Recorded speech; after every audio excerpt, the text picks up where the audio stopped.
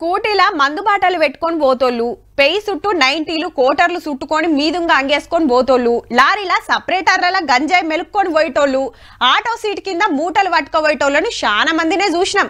అట్లనే బయట దేశాల నుంచి బూట్లు, చెప్పులల్లా, టోపీల్లా, చీరలు, జీన్స్ ప్యాంట్లల్లా సుత బంగారం మోసుకొస్తుంటారు.